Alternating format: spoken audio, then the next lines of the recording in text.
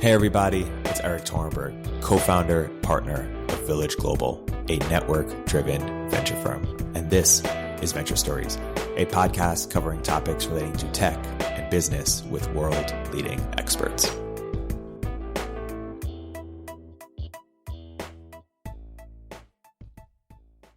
Hey everybody, welcome to another episode of Venture Stories by Village Global. I'm here today with a very special guest, good friend JD Ross, co-founder of Opendoor. JD, welcome to the podcast. Thank you, Erik. I'm excited to be on it. JD, there's a lot we want to get into today, but one of the things that I think about when I think about you is mental models. You have a lot of them. You get excited about them. You create your own. You're inspired by others. When did you first get into this idea of mental models? Maybe let's get meta for a bit. Like, how did you first get into mental models and where did it come from? Charlie Munger is the partner of Warren Buffett at Berkshire Hathaway. And he had this incredible talk he gave, I think at Harvard in like 1993 or 95 or something, where he talks about worldly wisdom and expounds on mental models for basically an hour and a half. And it's an incredible talk. For me, it was helpful because I'm not very smart. And so having patterns to make me smart is helpful. And mental models let you basically make sense of the world and lets you kind of create this rich tapestry of experience that you have and see how it all hangs together. Mm-hmm. And so I found these different patterns really useful, and they come from all kinds of disciplines. They can be structured like something like Hanlon's razor, which basically says, go off of, assume everyone has good intentions. Yeah. To really one-off situations that you can point back to and say, oh, this actually rhymes with this thing, even though it's very different. Right. And so you can apply that again. And so for me, it's just made my life make sense. Totally. Let's take a few examples. One of them is always invert. What do you mean by that? And how does it change your life? Yeah. So this comes from Carl Jacobi. He's a mathematician who was talking about how to solve for proofs, which is when you get caught, basically invert the problem. Charlie Munger and Warren Buffett start using invert, always invert to say, why shouldn't we invest in this company? What's going to go wrong? And I think that's probably closer to how I use it, which is when someone brings up a situation, it's easier to say like, okay, I'm taking what you're going to say and I'm going to be deliberately contrarian about it. And just, what if the opposite was true? Like, I'm going to try and defend the opposite of what you just said or what I think is true. And it allows you to uncover some really interesting ideas. One of my favorites from someone else is Jane Jacobs, who's an urbanist from New York and kind of defended the West Village from evil, intruding Robert Moses, who's also fascinating and amazing. Basically pointed out that for a while, everyone assumed that cities were not possible without agriculture, that you needed to have agriculture in order to enable cities. And she said, no. Cities are what enabled agriculture. It's backwards. You had to have people there with these ideas, and then all of a sudden you needed a way to feed them. And so for cities to grow, you needed to create agriculture. And everyone's like, well, that's crazy. But then you think about electricity, and obviously we had cities before electricity. And just because today, if you turned off electricity, cities would die, you needed those ideas, right? And so like having that model to just switch what you are, basically to invert that thinking, allows you to come up with these new ideas and solutions that in retrospect may be obvious. Totally. I can't let the Robert Moses comment slide for a bunch of reasons, and it's a good segue into what you care about.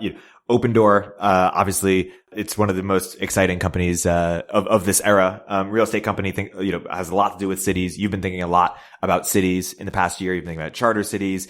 You just mentioned Jane Jacobs and Robert Moses. What has been most interesting to you about your study as you think about cities, you think about Robert Moses?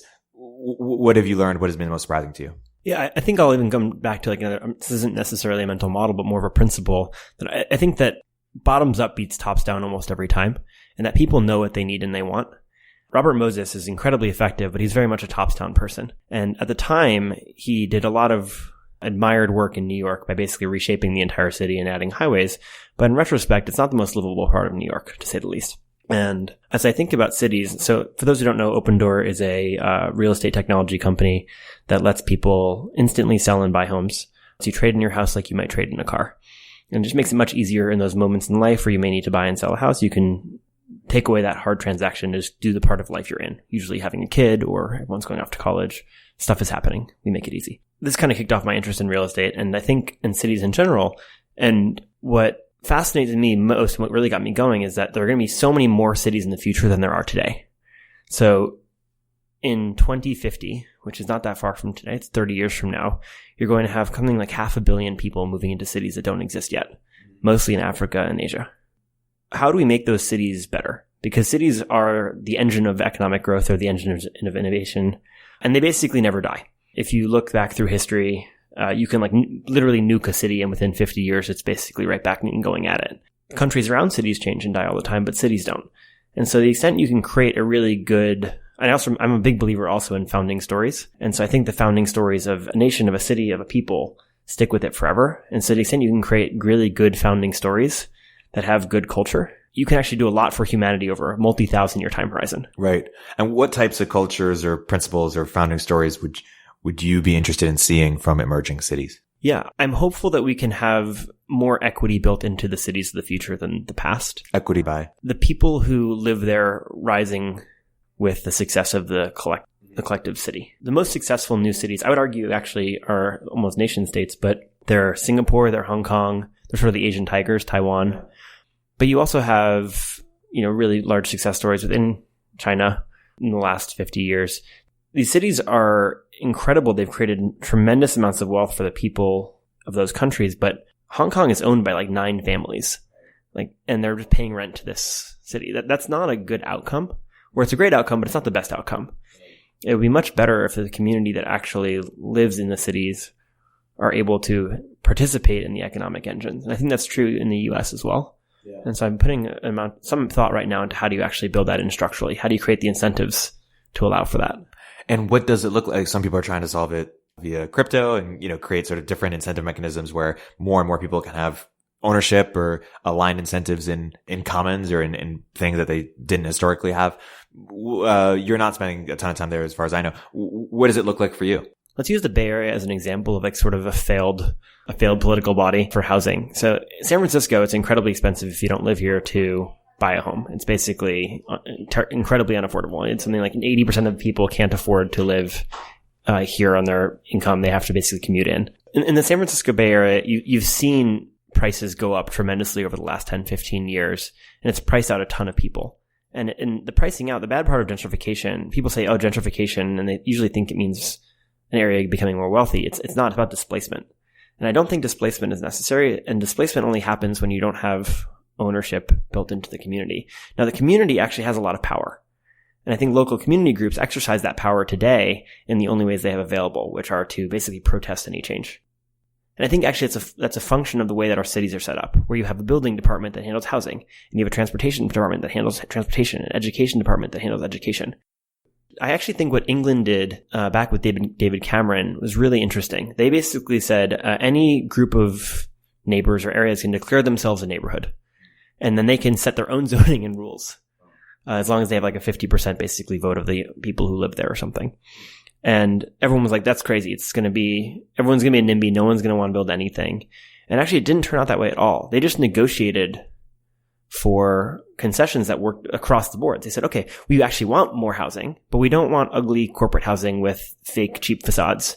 And if we're going to build more housing, we need to have a better transportation system or road. And by the way, I don't want 50 kids in my daughter's class. And so we need a new school too. And they're able to kind of pull all this together and say, okay, we're going to extract taxes from here and build this thing here. And all of a sudden you saw more building. I think being able to have more local action that's actually cross-cutting there's something interesting there. I don't know the answer yet, but there's something about enabling neighborhoods to actually ask for everything they want instead of piecemeal. Because piecemeal, everything breaks. If our friend Kim Mai Cutler was here, what might she say? Kim Mai would tell me that I'm wrong, but I don't know how, or else I would have said something different. Kim Mai is much smarter than me about this. Yeah. But I think Kim Mai is really great in that she understands the community groups and spends the time with them everywhere she goes. So there's this woman, Catherine runs this group called the Tech Equity Collaborative, and I'll use them as a great model of what I think the future might look like. Square just bought, or is moving into a building in Oakland. They're moving eventually going to have 2,000 employees there. And as part of that deal, they have local employment kind of minimums where they're going to employ people who actually already live in the neighborhood. They're going to support education programs. There's all these sort of neighborhood, I don't want to call them concessions, but neighborhood benefits that come from someone coming in with this money. And I hope that with the new opportunity zone legislation that's going to start dumping tens of billions of dollars and hundreds of billions of dollars across the country into communities like Oakland, we start seeing these communities actually demand that sort of positive version of capitalism where all ships are raised. Yeah. And it is interesting. Before this podcast started, we were talking about how a friend who joined Opendoor initially was, not necessarily anti-capitalism, but, perhaps confused, or maybe she was anti, and you had to, spread the good word. It's funny because I have friends who are anti or on the fence. What is the good word? How do you typically convince these people? Most of the things people, when they argue against capitalism, they point to things that to me aren't capitalist at all. Like they'll point to healthcare, or they'll point to housing, and they'll point to student debt, right? These are actually distortions. They're really big distortions. And if you don't believe that, then try and start a hospital. Be like, I want to create a facility where we reset broken bones for really cheap. You just can't do it. And that's not a free market at all. I'm not like a crazy libertarian, but I do think that like when capitalism is working, people just are, fundamentally capitalism is, I want something that you can do better than me. And I'm excited to give you basically my money, which is basically what I've earned for doing something that someone thought was more valuable. And you're excited to take it in exchange for the thing you want to give. And then positive surplus because of that. Right. Like you're happy and I'm happy. And the capitalist system in general is just a scaled up version of that. It's just hundreds of trillions of those interactions happening all the time. Then there's like sort of like, if you move up the layer of abstraction, you have something like, I'll tell a story from Opendoor. At Opendoor, we buy and sell homes. But while we buy those homes, we have to actually fix them up. We have to get them listed. We have to get them clean. We have to keep them clean. We have to pay insurance brokers. And so all of a sudden now there are hundreds and now thousands of vendors and service workers who've created businesses on top of Opendoor. There's this woman, Heather Macy, who when we first started buying homes in Phoenix was unemployed and a single mother and was looking to kind of get back into work after a divorce. And she applied on Craigslist to effectively clean our toilets and clean homes. And we just kept giving her more homes. As we grew, she just kind of kept giving her more and more work, and we had no idea how hard she was working. We kind of were busy on our own, and they kept getting clean. And we later learned that she was spending about 18 to 20 hours a day cleaning our homes. Oh my God. And was like on the edge of breaking. And then she hired someone to help her. And then she hired someone else to help her. And now she has 50 full-time employees working to clean Opendoor homes across 6 markets across the U.S. She's an incredible entrepreneur. Forget taking care of her family. She's doing incredibly well. Wow. She's amazing. Yeah. And all she needed was a platform where she could launch off of. And she's one story, but there's many stories like this. Yeah. And you can tell the same story for probably a lot of people in Airbnb. You can tell the story for a lot of different companies that come out. That's capitalism in its best form. Right. And to close the loop on why you're excited about charter cities, the charter city movement and why it enables a more positive form or equitable form of capitalism is because. So I was spent 2 weeks in Africa at the end of last year. My friend Moya is building a city there, and he's incredible. It's called Nkwashi. And one of the things I was surprised by when I was going through Zambia and South Africa was just how much Chinese money is being flooded into the continent for projects that the African nations can't afford. They're going to be they're saddled with debt. They're going to either need to default or have inflationary debt crises to get out of it. And at the end of the day, China's going to own huge swaths of the infrastructure of Africa.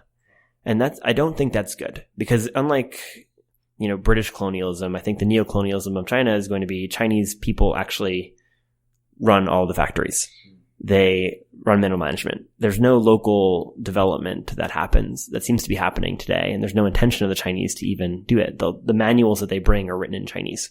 My hope is that charter cities can actually, again, bottoms up beating top down, provide the capital and access to international markets and a good legal system so that people can lift themselves up. I have a really strong belief that people know what they want, that they're entrepreneurial at heart, that we know what's valuable to the people around us, and we can just make it happen. And I think charter cities are a tool and a way to help people help themselves. Yeah. Let's talk about Opendoor for a bit. You started Opendoor 6 years ago? So we started Opendoor at the beginning of 2014, so it's been 5 years now. Wow.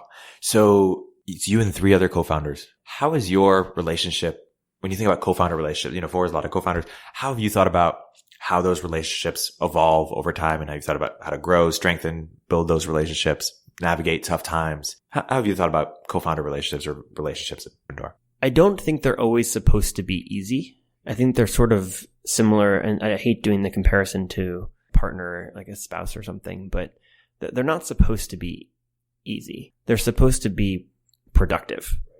And I think when you're picking co-founders, one, find compliments. This is probably also true for spouse. People naturally gravitate towards people just like them, but it's better to find people who complement you, who have skill sets that complement you. In our case, we have, we're very lucky, right? We have an incredible executive and product leader with Erik. We have Keith, who's one of the most famous operators in Silicon Valley. Ian, who's one of the best data scientists and data science leaders who built out a lot of the fraud teams and fraud analytics at Square. And then me, but I think the key piece is that we had our areas of expertise and we leaned into those. And that's how you can build trust. I think a lot of co-founder problems happen when there's overlap. I think a lot of my struggles, even with working with Erik, were in the areas where we overlapped. He's product, I was product, and not having clear communication about who owns what. At a small company, it's easy because you can thrash things and everyone can adjust. When you're 1,200 people like Opendoor, you can't do that. You need to have really clear ownership and mandates, and you need to kind of keep the ship steady. And so the relationship over time becomes one of more and more space. And what do you think they saw in you? Because you were 23 at the time? Yeah, when we started Opendoor, I was 23, almost 24. And what do you think because they theoretically could have started at just them three, and to bring co-founder is a big, Keith Rabois, Erik, etc. What do you think they saw in you / what was your superpower? You'd have to ask Keith what he saw in me, because Keith always has this mysterious way. Yeah, he can identify talent. Yeah, I have no idea how Keith does that. When we met, we basically just argued over fraud loss rates for an hour at a Square party. And then he tried to hire me then to lead risk, which I was utterly unqualified for. I think I'd started a few cash flow businesses before. One is a moving and storage company. I was running product at a company called Adipar down in the South Bay. I think Keith looks to trajectory and he looks for kind of breadth of, I don't know what he looks for. Yeah. But how do you identify what is your superpower? I actually asked some friends what my superpower was during my birthday last year. And because I didn't know. I think it's actually very hard to self-assess on what you're good. For me, it's hard to assess on what I'm good at. I'm much better at pointing out the things I'm bad at. And they said that the two things that came up over and over again were that I was very good at, again, this like mental model piece, like kind of building up this set of models and this tapestry of models to distill complex problems into simple ones and just getting to the truth or getting to the right answer and getting forward. And the second one was around kind of prioritizing the mission over self and getting other people to do that too. I think actually this is an interesting point. I think one of the common failure modes for leaders, especially in medium and larger companies, is not when they put themselves first. It's when they put their team first over company. Wow. And so it's very important to find leaders and not just find them, but also like motivate them and teach them how to put mission over team over self. Because when mission comes first, everyone can win. And sometimes that means actually letting your team hang. But they're not going to do that if you don't do that yourself. It has to start with you. Let's talk about mental models. What, as you've sort of, in the beginning it was just you co-founders and then it scaled to multi-hundred person, is it multi-thousand at this point? We're 1,200 full-time. What mental models have helped you scale as a leader? I don't know if I have mental models that have helped me scale as a leader so much as under like these different sort of stages of growth in a company and different models that help each one. So I think when a company's starting off kind of pre-product market fit, everyone sort of develops their own style, their own path. Where things start to get crazy is in that, I call it the band of brothers and sisters phase. It's that 30 to 80 people. It's a really fun time. Basically, everyone's having a great time every day. They're all convinced they have the best company in the entire world, that it's a career high because everything's easy. Everyone knows each other. It's awesome. That's when your culture really develops. That's when everyone starts to kind of find their place within the company, especially the early employees. Everyone's hyper productive. There's way more work than people. And then you enter this hyper growth phase. And that's where everything starts to break. Around 80-ish people in my, limited experience is when kind of this starts to crack. And why is stuff cracking? Just communication breakdowns, just expectations? A lot of things change. One, you start hiring very quickly. And so the average age of an employee is like 2 months. And so onboarding becomes really important and clarifying your core values becomes important. And of course, all the old people who have been there for, 6 months or a year and feel like they owned this special thing in this special moment kind of feel that slipping away. And as a leader in that moment, there are a couple of things that really help. I think one is to just basically sit down with each of the people who have been there. I call them the flag bearers, and basically give them like, hey, you have 2 jobs. Your first job is to do your job. And your second job is to teach everyone who's new what it means to be at Opendoor, what it means to be an Opendoor person. What do we value? How do we give feedback to each other? How do we communicate? What do we not allow? What does it mean to start and end with a customer? Show them, teach them. Because if you don't, then the culture is going to change and we're going to lose this special thing. And I think that gets lost in a lot of companies at the phase, and that leads to some kind of crashing and failing, or at least a lot of people leaving who shouldn't leave, and you lose a lot of that good. We did a good job of making sure that we had a very structured onboarding, not run by the top executives, but run by the people who've just been there and knew things well. And how have you thought about the founding myth of Opendoor, and how that, we like to say that there are multiple founding stories that sort of emerge over time. How have you thought about that? So Opendoor was conceived in Keith's brain about soon after PayPal sold to eBay. And he went to Peter to raise money, Peter Thiel, and he pitched basically what would become Zillow. And Peter said, that's a terrible idea. It's incredibly boring. Come back with something better. And Keith said, well, what if we buy the homes? And Peter said, yes, perfect. It's exactly right. Great. But you just couldn't do it at the time. There wasn't enough data. You couldn't value homes accurately. And I think the secret insight to Opendoor is actually that homes are not different. Most homes are basically the same. And you can value, as long as you can value them, that set of homes really accurately. In our case, it's basically the middle 80% of homes in America. You can build this business. And so Keith pitched this idea to Erik, my other co-founder, who was the CEO, because Erik was pitching Keith on a different business. And Erik said, no, I'm going to do the business I'm pitching you, but thank you. Erik then sold that business sold it to Trulia, and then came back to Keith and said, okay, I want to do the idea you pitched me. I've been thinking about it for 2 years. Keith and I had spent 2 years at that point trying to find the right team to start this. And so pulled the three of us together, and then we finally convinced Ian to leave a small startup he was at and join. Ian, funny enough, had taken the job that I turned Keith down for at Square to lead fraud. And that's sort of the founding story and how we came together. Yeah. And the great Keith line about what he looks for in businesses is that every great business is sort of predicated on a secret. So what secret was Opendoor predicated on, what secrets to scaling have you guys uncovered? Yeah, I think I'll cover some abstract and more tactical things I think were kind of our secrets. I think the first secret, of course, is what I just said, which is that you can predict home prices. You can actually value a home sight unseen using just a computer, and you will be basically spot on with what the market would say your home is worth.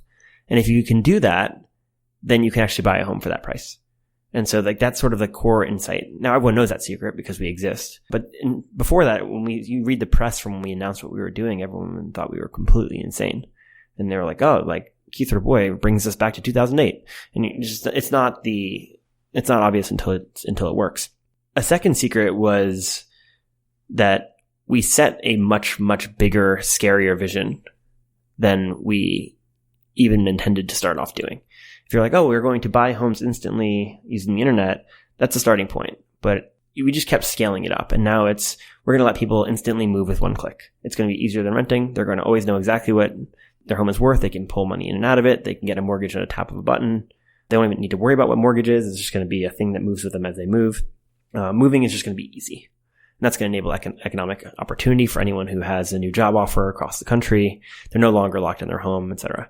Right? You just want to set the biggest, scariest vision you can, because people who are really great only want to work on things that are great. And so whenever you have your vision, just get bigger. Just keep pushing it, because great people want to work on great problems. This is sort of Peter Thiel's bit in 0 to 1 about why you should never start a restaurant, because it's basically just as hard as starting a $1 billion company, because you're just not going to be able to hire the people who would run a great restaurant. A second secret is playbooks. So Opendoor is way more like Tesla than Instagram, much to everyone in the company's chagrin. It's really operationally intensive, and there's not much room for error. And so there's a huge burden to make sure everything we do right, or else we're going to mess up the largest moment of a customer's life, likely. Yeah. Right? They're homeless. They're about to move homes from one home to another. It's got to be flawless. It's got to work, and it has to work every single time. So I tweeted once that playbooks rule everything around me, which is a terrible Wu-Tang Clan butchered reference. At Opendoor, it's true. Playbooks rule everything around everyone. We need to document what works and what doesn't. We need to give people ownership over that playbook. We need to refine it over time. So we have playbooks for how we procure carpet, for how we change the data science models, for how we refine our market assumptions, or handle a hailstorm that damaged 100 roofs, or an incoming Category 5 hurricane in Florida. I think every one of these playbooks allows you to refine your business over time and not have to reinvent the wheel over and over again. And I don't see enough companies in Silicon Valley building out these playbooks, especially the operational companies. Another secret is we call it the Hulk mentality. And so given that you're building a operationally intensive business that's very hard, you need to build a team that is willing to handle a tremendous amount of stress. And not just handle it, but thrive in it. So we call it the Hulk mentality, which is as things get harder, do you back down? Do you quit? Do you request vacation?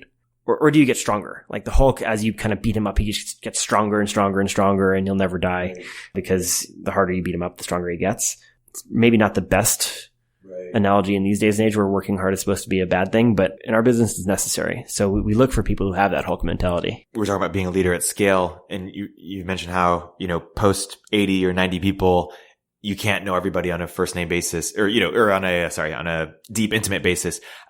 How has the tension been scaling to a much bigger company between who you have to be for those people? I think one of the hardest lessons for me as we grew Opendoor is that when you have that kind of band of brothers and sisters in that phase where there's less than 100 people, you have relationships with every single person. And those relationships are deep, and they see you on good days, they see you on bad days, you see them on good days, you see them on bad days. So you know who you're dealing with, and you're able to kind of show up as you are and just get work done. Past that point, you can't do that anymore. You only have impressions. And so that one way you show up in that one meeting, that one time, maybe the only time someone in that team will see you face to face and see you work for 6 months, or maybe ever in their entire time at the company, outside of, all hands. And so you have to show up, and you kind of have to leave yourself at the door. What are things you wish you knew in your first year of Opendoor that you learned in your last year? I think I was way too naive early on. I wish I understood the importance of relationships with everyone on the team and invested in those even more outside of work. I wish I knew the difference between a builder and an executive. Yeah, what's the difference? So I think entrepreneurs often are builders, and they start off as builders because you have to be. Nothing is there and you need to put something there. And so I bias towards hiring people who are builders because that's what I like to do. And at a certain point, you need people who you're not going to measure based on their ideas. You're going to measure based on the team that they bring on, the org they build, and the outputs. And so you're measuring them on their ability to create good inputs, their team's ability to create good inputs, and not just their ability to solve problems. That's a very different type of hire. And looking for someone like that and being able to assess them is a skill set I just didn't have. Right. About half a year ago, you went to take a sabbatical.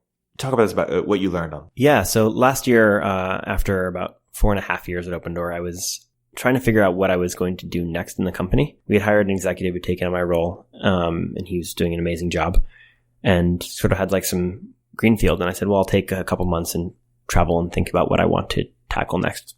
And I had never traveled more or less ever at all. And so, there's that kid in college, that first weekend you meet the person who's never gone to a party in college, and they're in the hospital the next week because they just didn't understand what they're doing. I just like that I just traveled. I traveled so hard. Yeah. I was going to travel until there was no more traveling left. And so I just basically circled the world twice in 10 weeks. And I don't think I learned anything. If I had to, that's the best. I learned that voice in the back of your head that's telling you, go out, see the world. It's amazing. What you're doing isn't good enough. Yeah. Is wrong. You shut that voice up. Yeah. That voice is completely nuts. And you need to shut it up sometimes by just going out and doing it. I don't regret it, but I definitely didn't learn anything from it. The title of this episode is going to be, I don't think I learned anything. I don't think I learned anything. Yeah. I think, go for it. If you haven't traveled, travel so that you don't have this existential dread. Yeah. But basically, and this goes back to what we were talking about, I think, before about 2019 resolutions. 2018 for me had a fair bit of this novelty seeking piece. And I just don't think it was actually worth it. I think that all the value in life comes from the places where you can let those roots kind of settle into the ground, and those deep friendships, those deep relationships, that deep work you get from focusing on one problem for a long time. That's where fulfillment comes from. And it's interesting because right now you're in an interesting position. You're co-founder of Opendoor. You have the resources and the brand to pursue whatever you want to pursue and have a big impact there. What are the mental models or criteria by which you are thinking about how to pursue your next step? I was talking to Keith about this, and a piece of his advice is your first idea is probably your best idea. Because you've been thinking about it the longest? Because you've been thinking about it. It's been ruminating in your head. So for me, the answer is find everything that sort of goes around that first idea and talk to all the people who are doing things that kind of touch on that. Find friends who are working on problems that kind of have been involved. Read as much as you can about that area. And has the first idea come to you yet? The theme is there. Cool. The theme is there. The answer isn't there yet. But I think there's the pieces are starting to come together. I really believe that cost of living, and I haven't heard it framed this way from anyone besides Joe Lonsdale, is that like cost of living, that whole bucket, is the major issue that actually drives a lot of other unsettling Say more about that. Why? effects in the US. Because we're not making less money. We're actually making more money than we've ever made before. We are not unemployed. We have lots of employment. But everything's more expensive. And not everything. Like in consumer electronics are very cheap. The iPhone's very cheap. Entertainment is cheap. The things that are more expensive are housing, healthcare, transportation, and education. Those are the major areas where everything else has gotten cheaper, and those four things have gotten much, much more inexpensive on an inflation-adjusted basis. And why? Because if they hadn't, everyone in America would feel fantastic. If you were spending, imagine living in San Francisco and spending, $1,000 a month on a house, and you'd feel great. But when you're putting 80% of your paycheck into the basics, you feel poor. So I've spent barely any time, researching this, unlike you, but what I hear is that the problem is entrenched interests, misaligned incentives, and the solution is build more housing. If I spent a lot of time researching, what's something non-obvious I would learn, or how would my opinions change perhaps? What have you learned? I think those are the right buckets. It is entrenched interests and it is incentives. Which is a vague term. Yeah. I mean, if it's like, what's the root cause of every problem? Yeah. Incentives. People are incentivized in different ways. I do think, and like build more housing would be really helpful. It's like, what kind of housing? Where we have tons of land in California. We have plenty of ability to solve this. I think one thing you'd learn is that there are probably 5 or 6 seemingly good ideas that destroyed California housing. One is this: back in the 70s, there was this bill called Prop 13. And Prop 13 says when you move into a house, we're not going to keep raising your property taxes. We're going to tax you at the price that you paid, because we don't want, a rising cost of the area to kick you out of your house. That seems really good, right? But now we have people who have owned these homes for 50 years. They bought them for, $70,000. And they're now worth $2.5 million, and we have no property tax base in California. And so whenever there's a recession, we go bankrupt. And by the way, they don't even live in that house. They rent it out and they still pay. So they're now landlords. And for some reason, commercial property also counts for this. So we have no tax base on commercial property. And so that's and so now no one's able to, sell or move out of their house, because if they do, they're going to get taxed up the wazoo. So that's one thing, right? And it disincentivizes anyone from building, because if you build, then it's going to change neighborhood character, and we're fine as we are. We don't need to do efficient use of land. So that's one. Then you have like a bill like the California Environmental Quality Act, or CEQA. Basically lets you file for any like large development. You're going to have someone just file a somewhat trivial frivolous lawsuit against you, and just delay that project indefinitely about some fake environmental concern, right? And you just can. And it's asymmetric warfare basically on development. And so you have all these different, and there's plenty of examples of this. There are these zoning boards that basically are only incentivized to say no or make you change things left and right, or just hold it up. Neighborhood review boards where anyone can stop a house from being approved. And so there's all these like simple solutions to this stuff, right? One is Prop 13. Well, like first let's like actually tax commercial development. And then by the way, if you're using your house if you're going to be a landlord, like maybe you shouldn't do this, and maybe property taxes shouldn't be stuck at the level, but maybe should increase slowly. There's all these different possible solutions, but basically like California just needs people to understand the cause and then approve the legislation that would change it. And if you could wave a wand and pass any legislation, what would that look like? I would start with Scott Wiener's SB 50, which is a kind of refresh of last year's SB 827. It basically says at a state level, we're going to upzone all the areas near mass transit. And that will create a tremendous amount of new housing and kind of slow the problem. The second thing I would do is I would approve by right construction. So assuming you meet certain standards and criteria, you shouldn't need to appeal to build. You should just be able to do it. You know what? Those two things alone would be really great. I would love to try more experiment. I would love to have an easier entitlement process where you could create new cities or upzone certain areas or by local approval and have more experimentation there. But I think that the work Scott Wiener's doing in California is a really, really good start. Oh, and approve in 2020, they have this bill called split roll, which does what I said about Prop 13, getting rid of it for commercial. You should definitely vote for that. Cool. And do you think that, going back to charter cities, do you think that solves some of the root issues, or is it sort of Band-Aid? What I think will happen if we do this really well is not necessarily that California will get much cheaper in the long term, but that it will get much, much richer, because we have this massive economic engine. And so while like supply and demand right now are so out of whack, but I think what you'll see is that it'll be easier to buy more public housing. It'll be easier to buy create more affordable housing, but average wages will just go up a lot. You'll see, maybe food will be more expensive, but you'll be making a lot more money. And so I think we're just going to create this incredible engine of wealth, similar to compare how much things cost today versus like, the 1880s. Yeah, everything's more expensive, but we make, hundreds of times more. That's totally fine. Yeah. And it is interesting. I mean, assuming a wide skill set, which you do have, the sort of question of what you want to do next, sort of like, how do you measure the impact that working in housing can have relative to working in healthcare, working in AI, working in crypto? Like, how do you sort of, it's such a daunting how do you even approach the task of, how do I make the biggest impact? Yeah, this might not be the right time to ask me the question because I'm still figuring it out. I've settled on, okay, what can I do to have, like, how do you create the greatest increase in human welfare on a 1,000 year time horizon? Like, not in 10 years, not in 10,000 years or 100,000 years, but okay, call it like 1,000 years. What would that look like? All right. Then what would it look like in like 100 years? What would it look like in 50 years? And if you can kind of work through those different things, you at least get a set of options you can pick from. I think on a 1,000 year time horizon, the answer is absolutely cities, because I think they last that long. And I think that the culture that you set up there lasts that long. And I think this is the first and last time we're going to have these cities be built in the world because of the massive population booms in Africa and Southeast Asia. And so this is like a one-time shot. And that's a pretty amazing opportunity if you know how to do it. I don't know if I'm the right person for it though. And if you were to do the bull case for suburbs or to invert or argue against yourself, how would you do that? I would say that I am a white dude in San Francisco, and white people going to Africa to save the continent has a pretty poor history. And so I should probably sit where I am. And I'd argue back against that saying, no, I'm trying to not save anything. I'm trying to prevent people from coming in and doing the same thing. Right. I like that. 3 layers deep. I want to play a little game of long and short, and maybe we'll start with San Francisco. San Francisco. Am I long San Francisco? I'm long the Bay Area. I'm actually very long Oakland. So Oakland, for a variety of actually, there's a pretty funny story.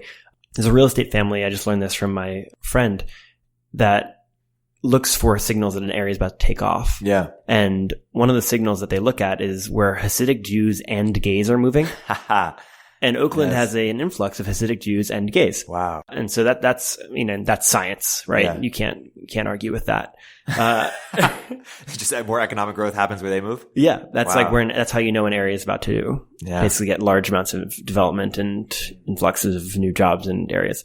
So Oakland is seeing that. I also think this new opportunity zone legislation. So for those who don't know what opportunity zones are, basically the tax cut bill of 2017 created this new idea of opportunity zones. And it will be, let's say you made $1 million in some business and you just sold it, normally you'd be taxed on that $1 million right away. Opportunity zone says, hey, actually you can reinvest that into certain areas in the country that haven't seen economic growth or opportunity. And we're going to defer taxes on that for 10 years. And even better, we're going to actually not tax any gain you make in those opportunity zones if you hold it for 10 years. And that $1 million gain, we're going to lower it to 8 by 15% if you hold it for at least 7 years. And so there's huge incentives to start investing in opportunity zones. And most of Oakland is an opportunity zone. West Oakland is basically all opportunity zone. And while you see them scattered throughout the US, like Oakland's right across the bridge from San Francisco, which is the largest engine of growth arguably in the world. It's hard for me to imagine there's not going to be a huge influx of capital going into Oakland. Politics, long, short. I am very long local politics and short national politics. Say more about that. America has like 7 cultures. they're going to compete with each other. We're going to find lots of reasons to always have half of us be mad. I think it's just boring and people are getting bored of it. And there's so many things that we want to make better in the areas we actually live. And so I think people are just going to start taking care of their house more. And I think this, like the political, I think that at least in the coastal areas, Donald Trump's election made people far more politically aware. And I think that that's going to trickle down locally much more than it is going to trickle up nationally. Yeah. Education. Long term, I think that homeschooling is going to be a very long term trend. What's going to happen that's going to enable that, or what's the bottleneck constraining that right now? So I was talking to someone I know about this, and his idea was, let's just do Airbnb for homeschooling. Like, let's make it really easy for anyone to basically turn their home into either school or micro school, and like, here's a package on how exactly to educate in these different ways, and a guidebook for it. People who are homeschooled outperform basically in every dimension. They outperform on all standardized tests. They outperform in like personal happiness. They are much cheaper. Turns out socialization is really easy. You just need to have them play like 2 soccer games a week. Like this stuff, all these, the counterpoints to homeschooling seem to fall apart when you actually look at those who have done it well. And it's not some like religious thing anymore. And so I think that it's going to be just someone who packages it so that it's as easy or easier than sending kids off to private school. Yeah. One thing you've been short on is snark. Why are we having what it seems to be more snark?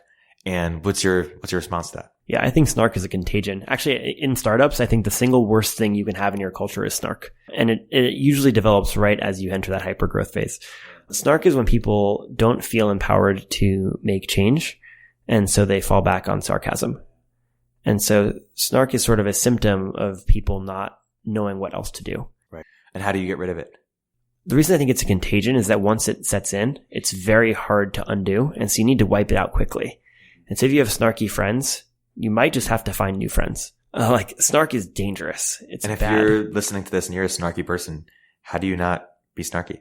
The world is amazing and everything is great. It really is. And I think that every time you're feeling like the world isn't great, you're probably being like manipulated by someone who has an incentive to convince you otherwise. Yeah. Spend more time with your friends.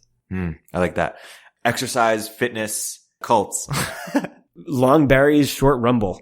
Barry's is the greatest innovation in fitness ever, and you can find me there all the time. A team Barry's, and I will find you at the next one. What makes Barry's so great? Okay, so I think it's just rooted in science, much more than all the other exercise routines. That high intensity interval training where you switch between like high intense running followed by intensive weight training it makes your body better. And like, just put on an Apple Watch and go to Barry's or do the Barry's type workout 3 times a week. And I promise you, your resting heart rate is going to go down. Your VO2 max is going to go up. Yeah. You are going to sleep better. It's like a perfect workout. Yeah. For 1 whole year, I went 4 times a week and I was in the best shape of my life. I was actually too jacked. I had to take it easy, but I noticed that about you. Yeah. I was like, Erik. Yes, I'm worried about you. You're too jacked. Yeah, statements that have never been said to me. One thing I really admired about you is you have sort of excellent criteria, or you just surround yourself with really great people, great mentors and peers in a work capacity, and then also great friends and peers in a personal capacity. Before sort of talking about specific individuals, what do you think has led you to success in that area in terms of just finding great people to work with and to be friends with? To what do you attribute that skill? Oh, and what criteria do you maybe have for that? Who do you like to surround yourself? I don't want to sound cruel, but I think it's about just becoming more and more intolerant every year of people who don't make me better. Yeah. And I don't want to sound too selfish either, because hopefully I'm making them better as well. Right. Like, I think everyone, at least in Silicon Valley, has pretty much agrees that you become the average of your 5 closest friends. And then they go out and hang out with that same person that like is kind of toxic. Right. Just stop hanging out with that person and create the time to spend with the person you admire. Just tell them you're busy. Yeah. Yeah. Or just don't say anything. Yeah, exactly. It's just, you don't really owe them anything. Right. So I think just becoming more and more rigorous about picking those, and for me, maybe it's not 5, but the 20, 25 people that I kind of keep spending time with. And what types of people make you better? Is it people who inspire you through their example? People who are super compassionate? I mean, what types of people do you look for? I think if you're able to make New Year's resolutions, you know what type of people, right? You know who you want to be. And like, let's make this the year you become the person you know you're able to be by surrounding yourself with people who are already like that. And you obviously contribute the same thing back to them in various ways. We all have our own goals. We're not perfect, but. So I want to name a person in your life, and then I want you to talk about one thing you've learned from them or one thing that makes them sort of, uniquely special. How about Joe Lonsdale? So I first talked to Joe in college. I don't even remember how we got exactly connected, but Joe instantly taught me to think bigger. I was running these small cash flow businesses and I was very happy. And then he ruined my life by convincing me that I was personally responsible for saving Western civilization. And I swear that's actually like basically the conversation we had.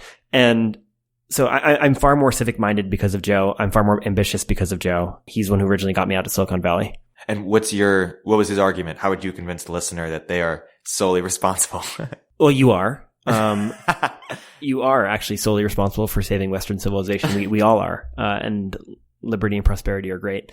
I think the starting point is just studying of history. He sent me a book by Carol Quigley called I think it's called The Rise and Fall of Civilizations by a former Georgetown professor. Great book. And basically convinced me that we were at the precipice of the fall. Wow. This is, right after 2008. So he wasn't wrong, but that we could fix it. Yeah. And that, there's a way out. And as long as we just do the right things and we build the future we want to believe in. I wish I had a superpower. I don't. Yeah. Well, maybe I'll contrast that with more calm, low key, and someone who really likes to take it easy. Keith Rabois. I hope he listens to this. Yeah. Keith's been coaching me for, the last 4 years. He's taught me most of my good operating habits and, one or two bad ones. Keith's almost always right, but he usually can't actually express why. And so he's sort of this like state machine for the right answer. Well, you'll come up to him and then he'll give you an explanation and you're like, there's no way that that's right. And so you start arguing with him and it turns out that his explanation isn't right. You're right, but you should still listen to him. And I basically spent 4 years reverse engineering why he's right. Yeah. Maybe someday I'll teach him why he's right. Yeah. I know I got to say, I've learned a ton from Keith as well and feel super lucky. How about Delian? Delian's my roommate. He's Keith's chief of staff. I think it's really important to find peers who you're able to push on and also get pushed back from, and it's comfortable. And Delian and I try very hard to push each other. And that requires a level of uncomfortable honesty. That requires a level of trust. Yeah. And what is your definition of a friend? Some people say it's someone you enjoy spending time with. Some people say someone who makes you better. David Brooks has a definition where it's someone you can't spend time with and not laugh. Like you can't take seriously in some capacity. How do you define a friend? I like David Brooks' answer. That's great. Yeah. For me, it's a friend is someone who I'm pulled to. How about your mom? Anything a lot from her? Yeah. My mom is like my bedrock. Whenever anything is going good or bad, she's my first call. And I think there's a sort of monoculture of sorts in the tech world that she's completely separate from. And so whenever I need someone who just be like, hey, you're completely disconnected from reality, that's really helpful. You should have people who are able to tell you when your reality is totally different from the rest of the world. Yeah. And then transitioning to people who are not living, I know you're inspired by Ben Franklin. What have you taken from him? Ben Franklin is the greatest American of all time, in part because he's created these myths around himself, and we're great storytellers. What I've taken from Ben, so I'll tell a story about Ben Franklin. Ben Franklin would wake up at 4:30 in the morning. He would wheel all of his newspapers and deliver them all, and then he would go back to sleep.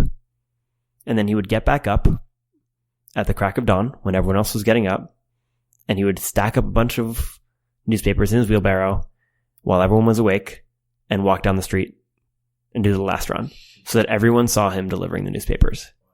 I think it's really important to not just be very good at what you do. It is important that you do that, but it's important that you also tell the right stories.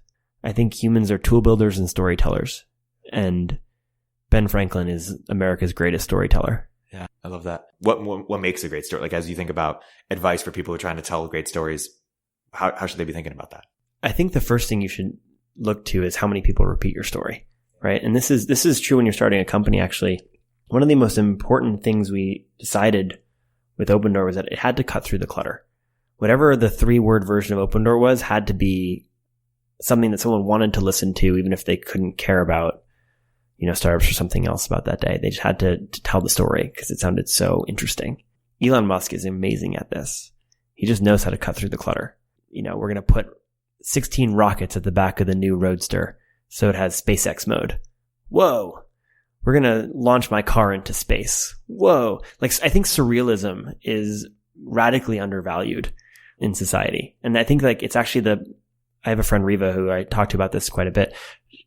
Riva, yeah. Also podcast guest. Okay, surrealism. So say more about it.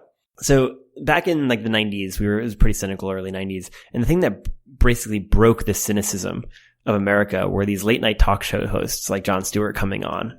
And we can't repeat the same trick twice, but basically I think this sort of surrealist, fun mischief is an incredible antidote to pessimism, cynicism. Fun always wins. Yeah. And it's interesting. Fun always wins, but there's a fine line between, sort of fun and snark. Yeah. Or it can turn into that if too cynical, I guess, even in a silly way. If just maybe South Park sometimes is guilty of this. I don't know. I think a lot of talk shows have actually slipped into snark, and that's why they're maybe not as entertaining as they used to be. I think Trevor Noah is very snarky. Jon Stewart was not snarky. He was entertaining. He was fun. There's an optimism about we're going to fix this and poking fun at something, which isn't defeatist. Right. Snark is defeatist. Yeah. Colbert wasn't snarky either. Yeah. Colbert was not at all. He was funny. Yeah. And so snark is surrealism with defeatism. Bitterness. Yeah. It's bitter. It shouldn't be bitter. It should be fun. Yeah. Fun always wins. I don't know what it means, but it's provocative. I don't know if it's even that provocative. It's like what your 3-year-old would tell you. Yes. Yeah. No, I like it. JD, if someone in Silicon Valley asks who's the most earnest, intellectual, entrepreneur, I think someone might have to say you. Oh, I was about to say Erik Torenberg. No.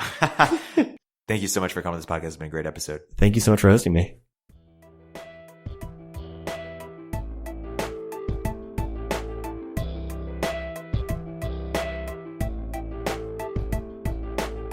If you're an early stage entrepreneur, we'd love to hear from you. Please hit us up at villageglobal.vc/network catalyst.